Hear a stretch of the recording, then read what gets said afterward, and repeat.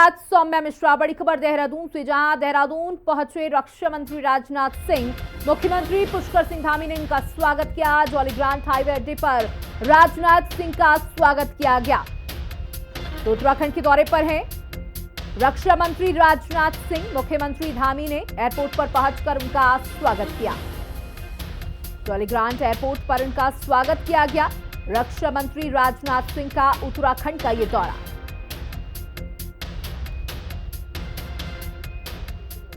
मोदी सरकार के 11 साल पर सिंह पुष्कर सिंह धामी का बयान। 2014 से पहले भ्रष्टाचार का दौर था, अब विकास और नवाचार की बात होती है। मोदी सरकार गरीबों के लिए सोचती है। पीएम मोदी ने आयुष्मान भारत योजना शुरू की। तो बता दें कि मोदी सरकार को 11 साल हुए, जिसके बाद तमाम राज्यों में उपलब्धियों को गिनाया जा रहा है। 2014 से पहले घपलों की सरकार, घोटालों की सरकार, भ्रष्टाचार की सरकार, तुष्टिकरण की बातें सामने आती थी, लेकिन अब ये परिभाषा भी बदल गई है। अब विकास है, इनोवेशन, नवाचार है और आविष्कार, इस प्रकार की बातें आज हो रही हैं। पहले सरकारी योजनाओं की जो बात होती थी तो बिचौलिए बीच में आ जाते थे, पैसे खा जाते थे, और अब डायरेक्ट बेनिफिट के माध्यम से सीधे अगर 1 रुपया दिल्ली से भेजा जाता है तो सीधे बेनिफिशियरी के अकाउंट में पूरा का पूरा 1 रुपया पहुंचता है। पहले इलाज के लिए सोचना पड़ता था। देश की आजादी के बाद ये तो बिल्कुल सच है, आप सब भी इस बात को स्वीकार करेंगे कि कोई सरकार, ऐसी सरकार नहीं आई जिसने कि ये सोचा कि देश के गरीब लोग, जरूरतमंद लोग, जिनके पास साधन नहीं है, संसाधन नहीं है, वो अगर बीमार पड़ जाएं तो उनके इलाज का क्या होगा। ये पहली मोदी सरकार है जो आयुष्मान भारत योजना लेकर आई। मोदी सरकार के 11 साल पूरे होने के उपलक्ष्य में मुख्यमंत्री पुष्कर सिंह धामी ने प्रेस कॉन्फ्रेंस की। इस दौरान उन्होंने कहा कि प्रधानमंत्री नरेंद्र मोदी के नेतृत्व में ये 11 साल सेवा सुशासन की रही। वहीं सीएम ने 11 सालों में सरकार की कई उपलब्धियों को गिनवाया, जिस पर कांग्रेस हमलावर है। कांग्रेस प्रदेश अध्यक्ष करण महारा ने केंद्र सरकार के इन 11 सालों पर तीखा प्रहार बोला।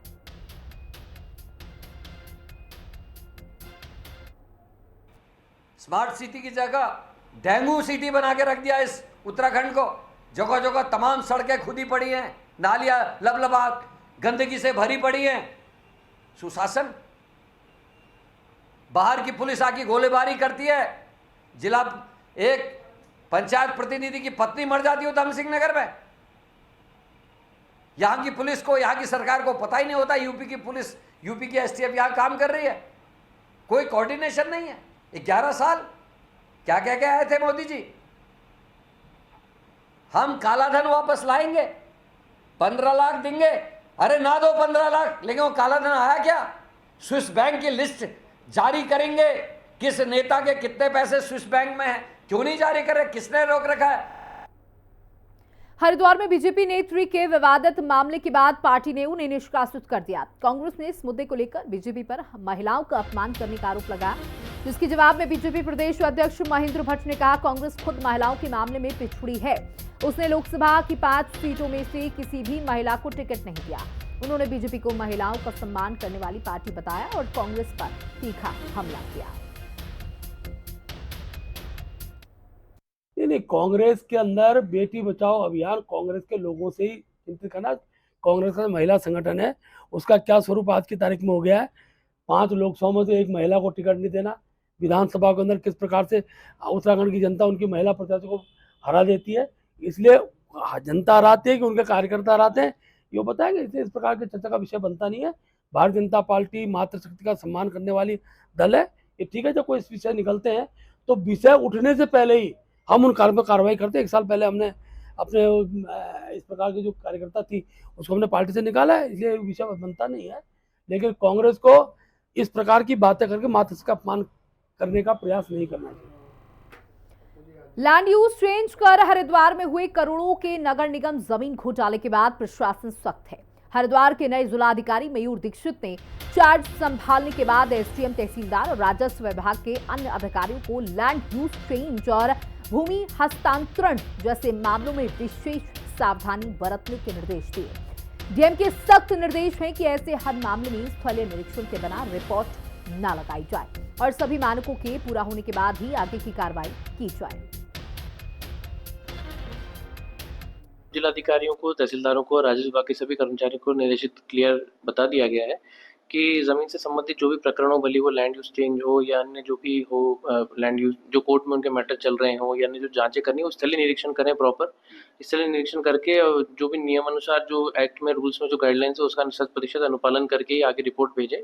और अगर कोई भी व्यक्ति इसमें कोई गड़बड़ी करेगा या कोई भी शिकायत आएगी तो उस पर सख्त कार्रवाई के भी हमें निर्देश प्राप्त है, उसको किया जाए। डिपार्टमेंट्स को एक मीटिंग मैंने ली थी और एक मीटिंग सभी डिपार्टमेंट्स की कल भी मैं लेने जा रहा हूँ, जिसमें कि जो सुशासन की जो बेसिक गाइडलाइंस हैं और गुड गवर्नेंस की जो गाइडलाइंस है जो माननीय मुख्यमंत्री जी द्वारा हमें बताई गई हैं और लगातार उसकी मॉनिटरिंग भी की जा रही है, उसको सभी डिपार्टमेंट्स के अधिकारियों को एक बार और मैं कल उनके साथ डिस्कस करूंगा। और साथ ही जैसे कि 1064 बोर्ड्स हैं कि अगर कोई भी आपसे कोई पैसे मांगता है, कोई भी किसी चीज़ की रिश्वत मांगता है तो उसकी शिकायत 1064 पे करें। 3 महीने पहले सील किए गए मदरसे को हाईकोर्ट के आदेश पर एसडीएम ने खोलने के आदेश जारी किए। बता दें कि मोहल्ला भूप सिंह स्थित मदरसा राजस्व निरीक्षक धनेश कुमार शर्मा ने प्रबंधक मुबारक हुसैन और कमेटी के अन्य लोगों की मौजूदगी में सील मदरसे को खोल दिया। मदरसा खोले जाने के बाद मोहल्ले वासियों में खुशी की लहर दौड़ गई। वहीं मदरसा कमेटी के लोगों ने मिठाई बांटकर खुशी जाहिर दाखिल GPMS नंबर 1572/2025 माननीय उप जिलाधिकारी महोदय तहसीलदार महोदय के आदेश के अनुसार आज मदरसा हरबिया अहनो सुन्नत रियाजुल उलूम जसपुर की सील को खुलवा दी। उत्तराखंड में पंचायत चुनावों में देरी को लेकर कांग्रेस ने राज्य सरकार पर आरोप लगाया कि चुनावों को जानबूझकर टाला जा रहा है, जिससे ग्रामीण क्षेत्रों का विकास रुका हुआ है। कांग्रेस के राजीव गांधी पंचायती राज संगठन के अध्यक्ष सुनील पवार ने प्रदेश अध्यक्ष करण महारा के नेतृत्व में कार्यकर्ताओं के साथ बैठक की और कहा कि सरकार पंचायतों के अधिकार छीनने की कोशिश कर रही है।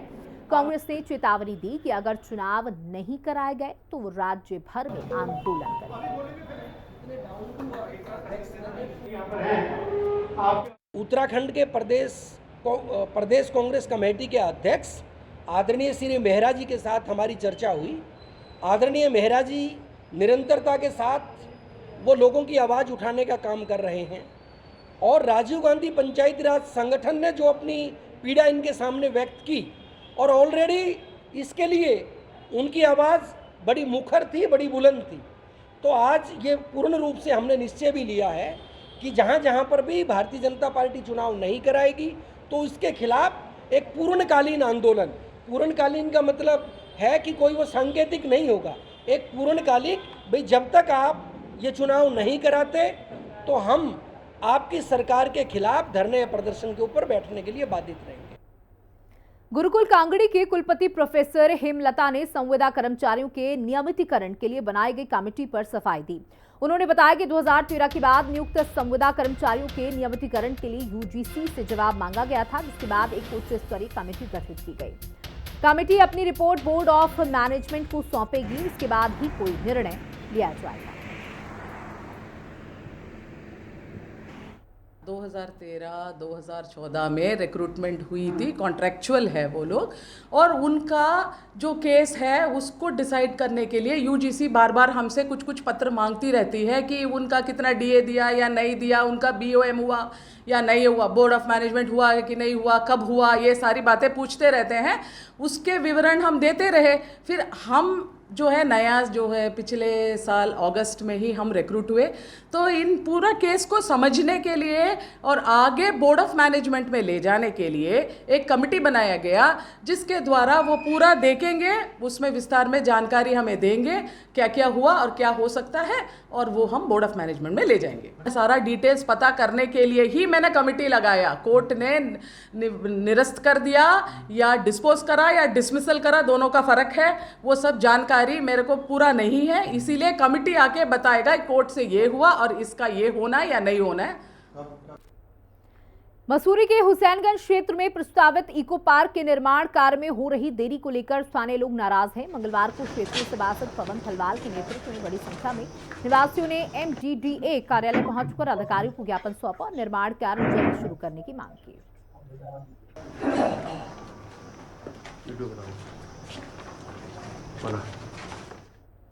हरिद्वार में सरेराह लड़की को पीटने वाली महिलाओं पर पुलिस ने कार्रवाई की है। बता दें कि जवालपुर कोतवाली पुलिस ने 3 महिलाओं को पकड़कर उनका पुलिस एक्ट में चालान कर दिया। पुलिस की ओर से मारपीट करने वाली महिलाओं का वीडियो भी जारी किया गया, जिसमें दबंग महिलाएं अपने किए गए पर माफी मांगती हुई नजर आ रही हैं। बता दें कि सीतापुर की रहने वाली महिलाओं ने मामूली कहा सुनी पर स्कूटी सवार एक लड़की की लात घूंसे से पिटाई कर दी थी, जिसका वीडियो तेजी के साथ वायरल हो रहा था। जवालपुर कोतवाली इंचार्ज अमरजीत सिंह ने बताया कि पीड़ित लड़की की शिकायत पर वीडियो के आधार पर आरोपी महिलाओं को चिन्हित किया गया और उन्हें सख्त दाद देते हुए कानूनी कार्रवाई की।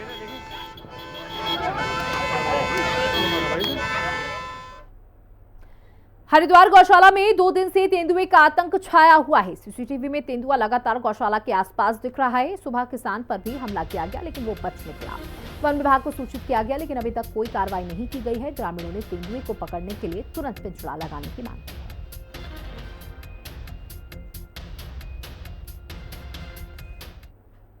7 जून को सतपुली में सुमन की जेसीबी के बकेट से हत्या करने के मामले में पुलिस ने आरोपी प्रवीण को हरियाणा से गिरफ्तार किया।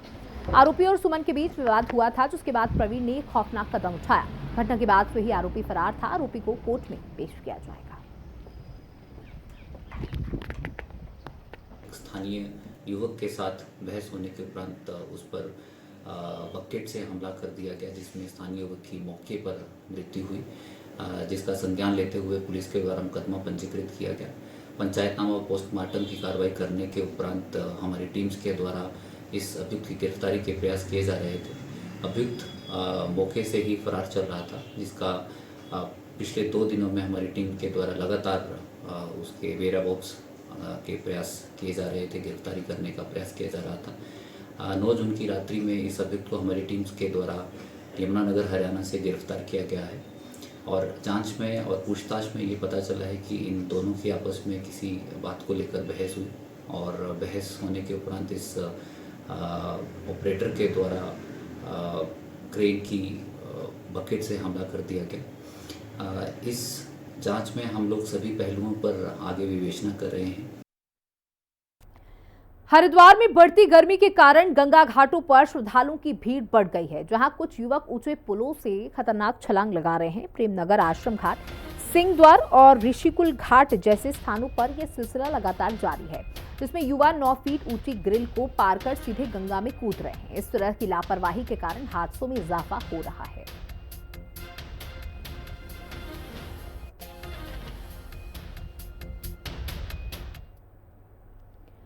खबर टिहरी से है, जहां यूसीसी के विरोध में वकीलों ने कार्य बहिष्कार किया और जिला मुख्यालय में प्रदर्शन किया। वकीलों का कहना है कि यूसीसी लागू कर सरकार ने वकीलों को रोजगार छीन लिया है। सरकार को यूसीसी को खत्म कर देना चाहिए। साथ ही मुंशियों से लेकर टाइपिंग करने वाले टाइपिस्ट का भी रोजगार छीन गया है। आक्रोशित वकीलों ने यूसीसी के खिलाफ जिलाधिकारी के माध्यम से राज्यपाल को ज्ञापन दिया।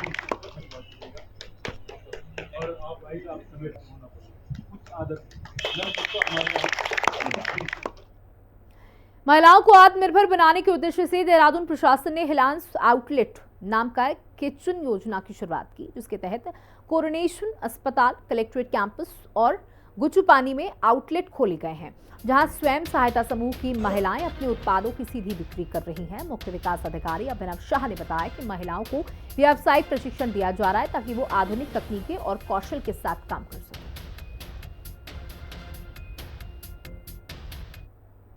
जैसे कि आपको पता ही है कि माननीय प्रधानमंत्री जी का और हमारे ऑनरेबल सीएम साहब का ये बहुत ही इम्पोर्टेंट इनिशिएटिव है कि इसमें हम जो हमारी जितनी भी महिलाएं हैं, स्पेशली एसएचजी महिलाएं जो हमारी जनपद की हैं, हमारे प्रदेश की हैं, उनका हम कैसे उनकी आय बढ़ाएं।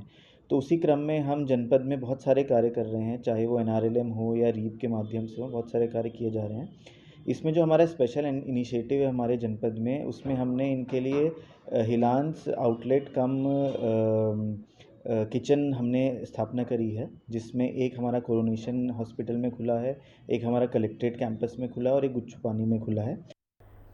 लक्सर में इन दिनों 30वीं डिग्री की प्रचंड गर्मी ने लोगों का जीना मुहाल कर दिया है। तेज तपिश के कारण खेती किसानी पूरी तरह से ठप है।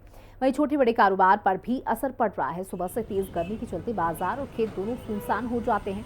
लोग ठंडे पानी और शरबत पीकर राहत ले रहे हैं। स्थानीय लोगों का कहना है कि अगर जल्द बारिश नहीं हुई तो नुकसान और बढ़ सकता है।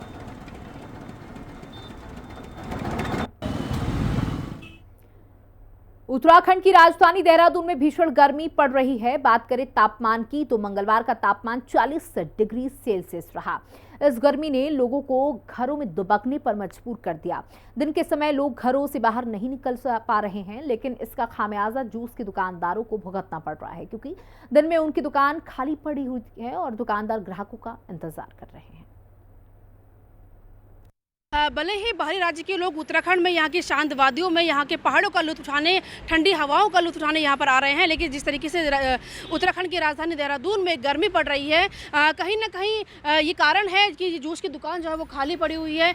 वरना सुबह के शाम के वक्त जो है यहाँ पे भीड़ अच्छी होती है, लेकिन दिन में इतनी गर्मी है, इतनी लू है कि लोग जो है घरों में दुबके हुए हैं, दफ्तरों के अंदर हैं और लेकिन बाहर आने से बच रहे हैं। हमारे साथ यहाँ मौजूद है भैया, इनसे बातचीत करेंगे। भैया, गर्मी पड़ रही है, जूस पी रहे हैं क्या? हाँ जी। बचने के लिए क्या क्या कर रहे हैं गर्मी से बचने के लिए? नींबू पानी हो गया, कोशिश कर रहे हैं अपना नींबू पानी का इंटेक रखें, स्किन वगैरह के लिए सनस्क्रीन वगैरह लगाएं। बाकी कोशिश यही रहती है कि नारियल पानी पी लें और एक मौसमी का जूस रेगुलर रखें, मतलब जितना ज़्यादा हो सके हाइड्रेटेड रहें। हमारे साथ दुकान में भैया भी मौजूद हैं, उनसे बातचीत करेंगे। भैया, दुकान खाली पड़ी हुई है, क्या बात है? अब गर्मी इतनी बढ़ रही है, क्या कर सकते हैं उसमें, हम घर से निकल भी नहीं रहे लोग उसमें क्या करें। कहीं ना कहीं जो गर्मी का साइड इफेक्ट है वो देखने को मिल रहा है, लोग घरों से बाहर नहीं निकल रहे हैं और इसी का ये नतीजा है कि दुकान खाली पड़ी हुई है। अब भैया क्या कहेंगे, दुकान बिल्कुल खाली है, नुकसान हो रहा है? हाँ, नुकसान तो हो रहा है। सुबह शाम भीड़ होती थी, गर्मी है, लोग एसी से निकलना नहीं चाहते हैं, कमरे से निकलना नहीं चाहते हैं, नुकसान तो होगा ही, काफ़ी नुकसान हो रहा है, यही होगा। तो देखिए, गर्मी इतनी पड़ रही है कि लोगों के आने से कहीं ना कहीं दुकानदार को भी जो है नुकसान हो रहा है, क्योंकि हर दुकानदार चाहता है कि जिस तरीके से गर्मी पड़ रही है लोग जो है उसकी दुकान में जूस पीने के लिए अधिक से अधिक संख्या में आए। लेकिन जिस तरीके से मैं आपको बता दूं कि देहरादून में इस वक्त 40 से 41 डिग्री सेल्सियस जो तापमान है वो है और गर्मी इतनी भीषण है कि अभी सीएम के कार्यक्रम में एक पत्रकार को जो है उसकी तबीयत बिगड़ गई, जिसके बाद उन्हें उठाया गया, पानी पिलाया गया और उनको दवाई भी दी गई। तो आप समझ सकते हैं कि कितनी भीषण गर्मी यहाँ पड़ रही है और लोग जो है उनको उल्टी, चक्कर, दस्त, इस तरीके की समस्याएं हो रही है। ऐसे में इस गर्मी से बचने के लिए जो डॉक्टरों ने अपनी गाइडलाइन जारी की है कि किस तरीके से बचाव करें, मुंह में कपड़ा बांधें, ठंडा पानी पिएं, समय समय पर पानी पीते रहें, जूस पिएं, ग्लूकोज पिएं, ठंडे फलों का जो फल है उनका सेवन करें। ऐसे में आप अपनी गर्मी से जो है, लू से जो है बच सकते हैं। तो कहीं ना कहीं हमें अपनी सेहत पर खुद ही ध्यान देने की ज़रूरत है, ताकि हम खुद को लू से बचा सकें और इस गर्मी से जो है बचा सकें और गर्मी के प्रकोप से खुद को बचा सकें। कैमरा पर्सन विजिंदर रतूड़ी के साथ दीपिका भंडारी, हिंदी खबर, देहरादून। कॉर्बेट टाइगर रिजर्व और आसपास के इलाकों में अब बाघ और गुलदार के साथ साथ सांप भी लोगों के लिए बड़ा खतरा बन गए हैं। तुराई के जंगलों में सांप के डसने की घटनाएं बढ़ रही हैं, जिससे जानलेवा हादसों का जोखिम बढ़ गया है। हालांकि इस समस्या को लेकर मीडिया और सरकार की प्राथमिकता कम दिखती है, लेकिन स्थानीय लोग सांप के हमलों से लगातार जूझ रहे हैं। विशेषज्ञों का कहना है कि बेहतर स्वास्थ्य सुविधाएं और जागरूकता इस खतरे से निपटने के लिए जरूरी है। इसमें अगर हम बात करें, मैंने तराई पूर्वी का एक डेटा जो है कंपाइल किया था, तो तराई पूर्वी के जो डेटा के बेसिस पे मैं बता रहा हूँ कि टाइगर और लेपर्ड की वजह से जो मौतें हुई हैं इंसानों की, वो 14-15% है। लेकिन अगर हम उसी तरह से जो सरीसृप की बात करते हैं, चाहे वो कोई भी विषैले सांप हो, तो उनके द्वारा जो है मौतें लगभग 50% के आसपास रिपोर्ट होती है इस लैंडस्केप में। देखिए, जो तराई का क्षेत्र है वो सांपों के लिए वैसे ही पहले से ही काफी पाए जाते हैं यहाँ पर सांप, इसलिए तराई के क्षेत्र में सांप की सर्पदंश की घटनाएं लगातार होती रहती हैं। और आपका कहना बिल्कुल सही है कि जितने बाघ और लेपर्ड से जितने ज्यादा मृत्यु या वन्यजीव संघर्ष की घटनाएं होती हैं, उससे ज्यादा मृत्यु जो है सांप के काटने से होती है। लेकिन यह है कि हमारे द्वारा इस सर्पदंश की घटनाओं को रोकने के लिए व्यापक अभियान चलाए जाते हैं, लोगों को जागरूकता अभियान भी चलाया जाता है, लोगों को बताया जाता है कि सांप से बचने के लिए किस तरह से करना है। हमारी डेडिकेटेड रेस्क्यू टीम्स हैं जो कि स्नेक रेस्क्यू ही करती हैं, हर रेंज में है, और लगभग उनके द्वारा हजारों सांपों को प्रतिवर्ष पकड़ करके सुरक्षित उनके आवास में छोड़ा जाता है। रामनगर और ये रामनगर और ग्रामीण क्षेत्र जो है जंगल से, कॉर्बेट से जुड़ा हुआ है, जिस कारणवश अनेक प्रकार की प्रजातियों का सांप घरों में घुस जाते हैं। कई घटनाएं होती हैं। टाइगर, हाथी को तो सब देखते हैं कि किसने किसको मार दिया करके, लेकिन सांपों से इतनी मौतें होती हैं जो खास तौर से किसी को पता नहीं चलती। उसमें सोच शराबा नहीं होता, मौत होती है, अस्पताल गए, कहीं गए, या कोई झाड़ा पहुंचे के चक्कर में लग गया, मौतें हो जाती है, मर जाती है। परसों भी एक व्यक्ति को, विजेंद्र नाम के, पीरमंदारा नाम के व्यक्ति को काटा है, पीरमंदारा के निवासी को, जिसके लिए रेफर कर दिया गया। फिर हमने उसके देसी दवाइयों से इलाज करा। तो मैं आपसे ये कहूँगा कि इलाज के जिसके घरों में सांप निकले तुरंत वन विभाग से या सेफ देखने सोसाइटी से संपर्क करें और सांपों की जान बचाएं। वे अपने आप को भी सुरक्षित रखें ताकि किसी के साथ कोई घटना न हो। टिहरी जिलाधिकारी निधिका खंडेलवाल ने कहा कि प्रशासन पर्यटन को बढ़ावा देने के साथ साथ क्षेत्र की प्राकृतिक सुंदरता को संरक्षित करने के लिए प्रयासरत है। पॉलिथीन मुक्त अभियान के तहत पर्यावरण को बचाने की योजना है और पहाड़ियों को विकसित कर बेहतर सुविधाएं उपलब्ध कराई जाएंगी। दिल्ली एनसीआर से आने वाले पर्यटकों के लिए सुविधाओं का विस्तार प्राथमिकता है। जब हम बहुत सारी चीज़ों में सोशल मीडिया से कनेक्टेड हैं और हम देखते हैं कि आज की डेट में दिल्ली एनसीआर या पूरे देश भर से हमारे पास लोग आते हैं, तो हम सोशल मीडिया और सब के माध्यम से लोगों को एक रिस्पॉन्सिबल टूरिज्म की चीज़ें बता सकते हैं। क्योंकि टिहरी में हम लोग एक पहाड़ और एक डिफिकल्ट जियोलॉजी के साथ डील करते हैं। I would want that people come, but they are responsible enough that they don't spread plastic, they don't use plastic, and Tehri can be that pioneer जनपद जिसको हम सोच सकते हैं कि हम आगे लेके जाएं, कि जहाँ पे जब टूरिस्ट आए तो हाँ वो ये सोचे कि मुझे यहाँ पोल्यूशन और प्लास्टिक पोल्यूशन स्पेशली नहीं बढ़ाना। इसकी हम एक मुहिम डेफिनेटली चलाएंगे आप लोग के साथ, हमारे यहाँ की यूथ के साथ, कि रिस्पॉन्सिबल टूरिज्म को बढ़ावा दें। और आई एम श्योर ये सब, बिकॉज अभी जैसे मैं आज 2 दिन पहले आई थी तो I saw lot of youth also coming. कोई बहुत बड़े ब्लॉगर्स हैं, कोई इन्फ्लुएंसर्स हैं, मीडिया है, तो क्योंकि अब ये मैसेजिंग स्प्रेड होना बहुत फास्ट हो जाता है। लक्सर के मुंडाखेड़ा खुर्द गांव में पालतू कुत्ते ने 60 वर्षीय रिहाना नामक महिला को गंभीर रूप से काट लिया। महिला अपने घर के आंगन में झाड़ू लगा रही थी, तभी कुत्ते ने हमला कर दिया। बताया जा रहा है कि इस कुत्ते ने पहले भी कई लोगों पर हमला किया। पीड़ित परिवार ने कुत्ते के मालिक और उसके बेटे से इसकी शिकायत की, लेकिन आरोप है कि उन्होंने अभद्रता की। महिला को अस्पताल में भर्ती कराया गया। पुलिस ने कुत्ते के मालिक के बेटे को हिरासत में लिया है।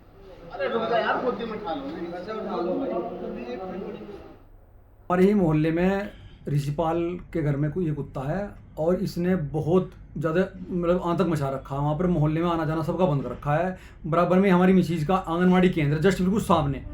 अब बच्चों के जो माँ बाप हैं उन्होंने सख्त मना कर दिया है कि हम अपने बच्चों को आंगनवाड़ी केंद्र में बिल्कुल नहीं भेजेंगे, या तो इस पहले कुत्ते का इंतज़ाम किया जाए, उसके बाद ही हम यहाँ पर अपने बच्चों को आंगनवाड़ी केंद्र भेजेंगे। तो ये हम तो ये चाहते हैं कि इसे पूरे मोहल्ले को, पूरे गांव को भी बचाया जाए इस कुत्ते से। इसने बहुत बुरा हालत कर रखी है जी, या तो उसको मारा जाए या इसको बाहर छोड़ा जाए यहाँ से। चिंता का विषय ये है कि एक गरीब आदमी है, उसके इलाज के लिए खैर कैसे कैसे करेंगे तो गांव वाले मैनेज भी करेंगे, हम भी सहायता करेंगे, लेकिन ये गांव के लिए गलत है और ये चीज़ें गांव की सुरक्षा के लिए भी गलत है। और छोटे छोटे बच्चे हैं, उनके साथ कभी भी कोई बड़ा हादसा हो सकता है। तो शासन प्रशासन से मेरा अनुरोध है, क्योंकि मैं तो ग्राम प्रधान होने के नाते एक चीज़ कहूँगा कि इस कुत्ते का कुछ ना कुछ इंतजाम किया जाए, या तो यहाँ से इसे कहीं और वो किया जाए, या वन विभाग के माध्यम से, और जो भी उनकी व्यवस्था है वह चीज़ हो। हरिद्वार के रास्ते विवाद को लेकर कुछ लोगों ने लड़की से एक फैमिली की कहा सुनी हुई। घटना की जानकारी मिलने पर पुलिस मामले की जांच में जुटी है।